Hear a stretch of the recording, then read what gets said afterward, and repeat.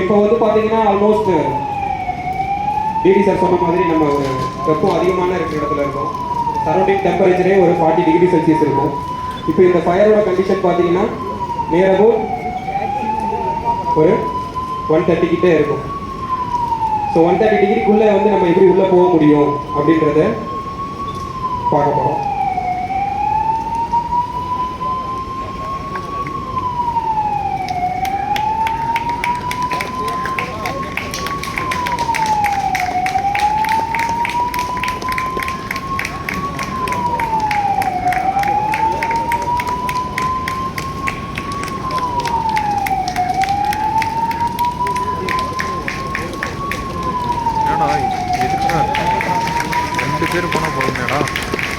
So பின்னாடி இருந்த casualty பண்ணியிருக்காங்க.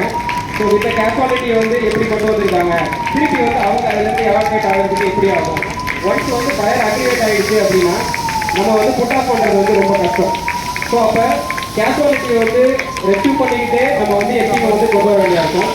அதை நம்ம அதுக்கேற்ற மாதிரி கொண்டு போகணும்.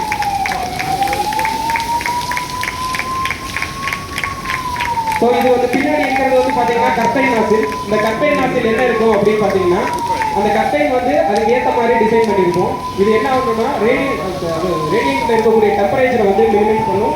ஸோ பின்னாடி வந்து பார்த்தீங்கன்னா நம்மளோட ஏஎஸ்பி வெசல்ஸ்லாம் இருக்கும். எக்ஸ்ட்ரீம் டெம்பரேச்சர் போகும்போது அதுக்கான இது வந்து கொஞ்சம் மெல்ட் ஆகலாம், இல்லை ஏதாவது ஆகலாம். அந்த மாதிரியான சுச்சுவேஷனில் நம்ம அதை வந்து இந்த மாதிரி மிட்டிகேட் பண்ணிக்கிட்டே இருக்கணும், கூலிங் பண்ணிக்கிட்டே இருக்கணும். டெம்பரேச்சர் கூலிங் கொடுத்துட்டே இருக்கும்போது தான் நம்மளால் வந்து இது பண்ண முடியும். ஸோ இந்த ஹோஸில் வந்து பார்த்தீங்கன்னா நம்ம வந்து கேன்வாஸ் டைப் வந்து யூஸ் பண்ணிட்டு இருக்கோம். இது என்ன அப்படின்னு பார்த்தீங்கன்னா இதையும் நம்மளால் வந்து இது பண்ணி கொண்டு வர முடியும், அதுக்கேற்ற மாதிரி நம்ம எடுத்துகிட்டு போக முடியும்.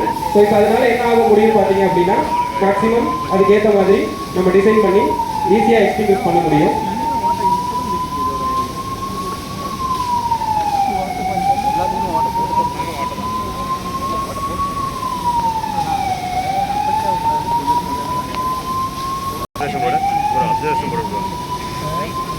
என்ன சரிங்க காப்பாத்தனா பின்னாடி எதுக்கு 2 பேர் போனாங்க?